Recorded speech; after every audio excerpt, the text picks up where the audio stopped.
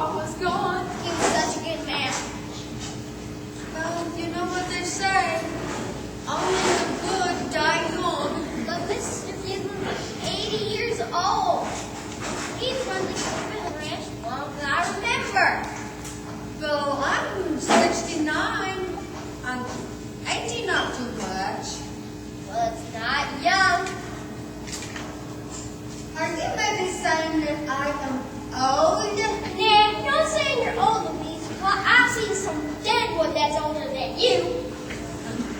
Well, what is this dead wood? It's sun-baked, mud-caked, withered, half-baked timber that's old, dry, and wrinkled. So now you are saying I'm old and wrinkled? I didn't say that. It's just every time you get to wear something on your legs, I think your stockings need to be pressed. Now, you just wait a minute. I'll bet you don't get any lunch, Mr. Smarty Chaps. Going hungry tonight might be preferable to your cooking.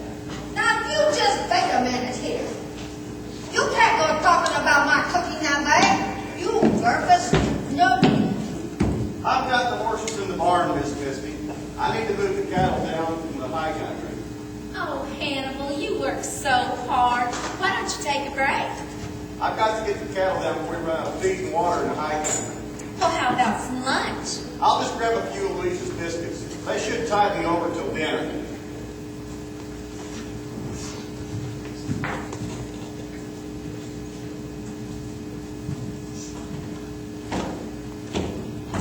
You know, if it weren't for Hannibal, I don't think there'd be any batch work done around here.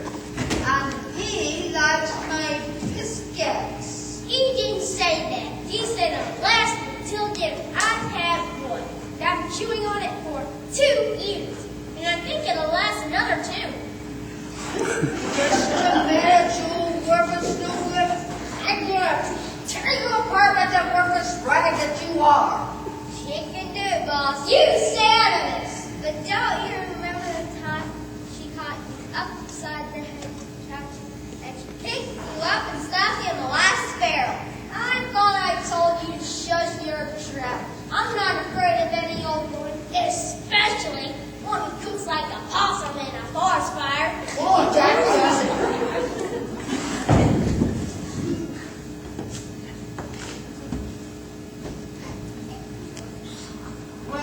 Well. Isn't it a happy little funeral goer? Sorry to hear about your papa, my dear sweet Misty. Well, but I ain't no too big, too face, 2 for the price of 1, pack of pudding, face flyer, and little moron sister. What'd you call me?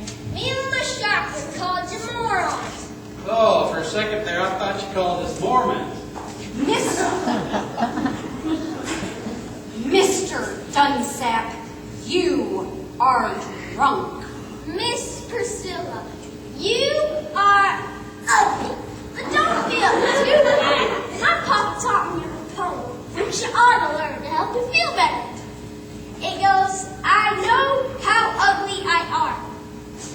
I know my face ain't no stud. But I don't mind it because I'm behind it. It's the one out there who get the jar. Oh, it's totally uncalled for. Well, when I first call back tomorrow, it's all yours. And you can share it with your sister. It's sure going to be a pleasure to get rid of you and all your worthless friends. You rat-faced rodent, I ought to knock your teeth up between the ears. There's something there.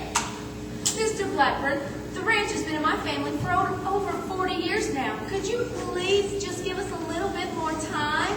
Time? Do I look like Father Time to you? No, I had to say, you look like Dick, the dog, a doofus. Flattery won't help your pathetic cause. Everybody knows Mr. Gibbs is ready to be the deed of Gibbon Ranch, the old MCK. You get a man trying to give a sign deed over to you? What did you put in his drink anyway? Why I didn't put anything in his drink? He was mortgaging that deed to mine. Anyway. That's because you told him there was a fortune of gold there. That's right. Fool's gold, and old Mr. Gibbons, he was a fool.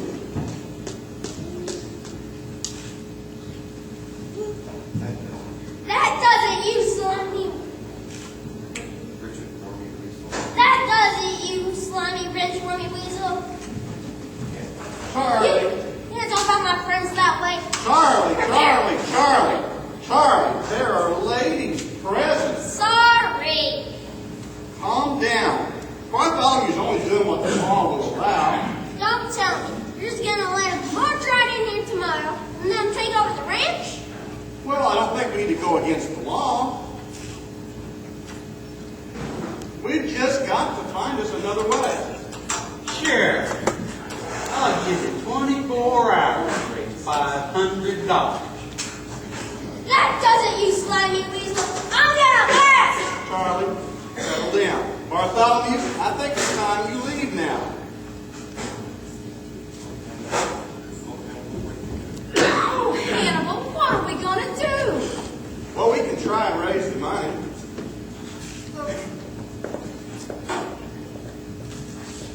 I got the $1.50. I got $1.02.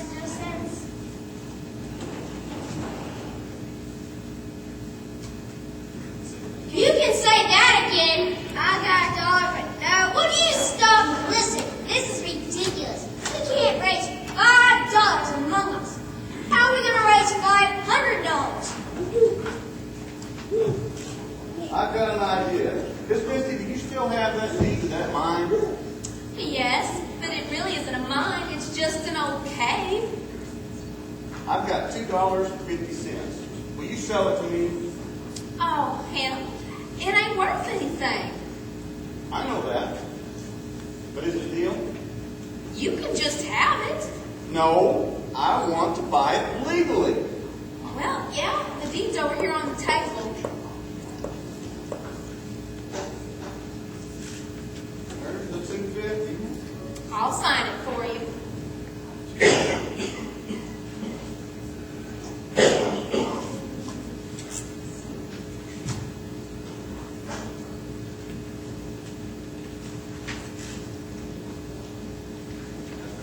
I have to go into town now.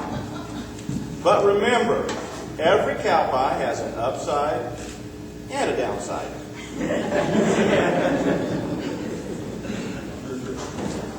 That was about the dumbest thing I ever heard. Every cow pie has an upside and a downside.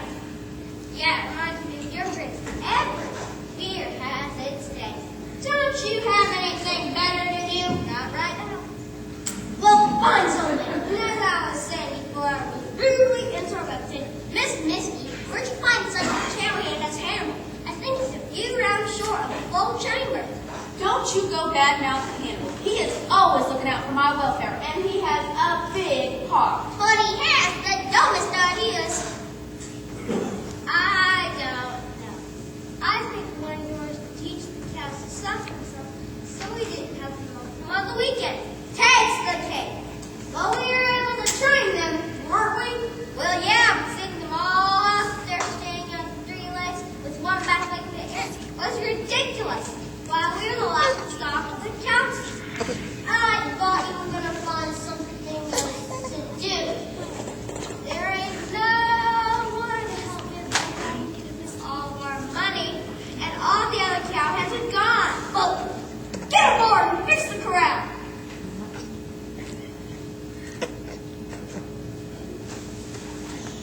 Darling, no, you got the most purpose bum I ever did know. I don't see you hauling hay and fixing things.